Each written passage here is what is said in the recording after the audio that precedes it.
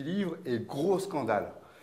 Je vais revenir juste brièvement sur la thèse de ce livre que je vais essayer de ne pas travestir. Vous pensez que défendre aujourd'hui la liberté d'expression, c'est défendre en priorité, celle de la droite la plus extrême.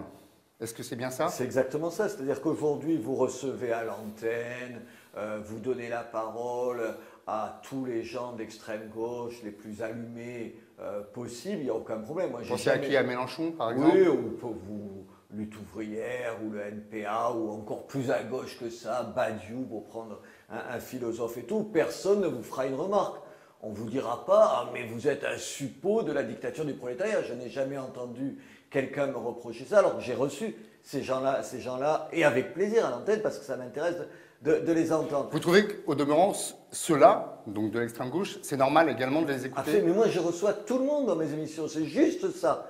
Ma singularité, c'est que je suis capable de recevoir ces gens-là, mais aussi tout ce qu'il y a à l'extrême droite, parce que je trouve que c'est intéressant de les entendre. Le problème, c'est que dès que vous les recevez et dès que vous les traitez de la même façon que les autres interlocuteurs que vous avez, vous êtes immédiatement catalogué facho. Et ça, c'est insupportable. Alors, est-ce que l'extrême droite et le FN notamment sont à ce point bâillonnés qu'il faille les défendre? Vous ne trouvez pas qu'on les entend quand même beaucoup? Marine Le Pen, on l'entend, c'est les thèses, ce genre de thèses qui posent problème.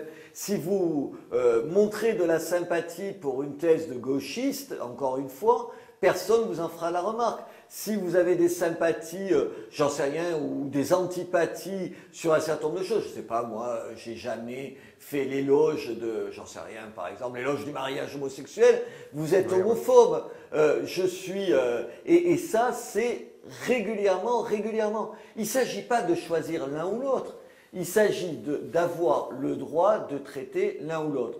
Comme je traite l'un ou l'autre, comme j'ai des thèses que je défends à l'antenne, à la radio, sur Sud Radio ou à iTélé, qui sont plutôt pas libérales, je me vois affublé dans une une de Libération. Dans une de Libération, on dit il a rejoint le Front National. Alors justement, ça va pas bien. est-ce qu'il n'y a pas une sorte de glissement inéluctable entre défendre la liberté d'expression de la droite la plus extrême et défendre les thèses de la droite la plus extrême? Est-ce qu'on ne glisse pas forcément un peu sur cette pente? Bien sûr que non. Bien sûr que enfin, non. attendez, moi, j'ai reçu plein de gens d'extrême droite sur leur approche de l'islam et des musulmans. J'ai toujours eu des hauts le cœur, pour pas dire plus que ça, et je l'ai dit régulièrement.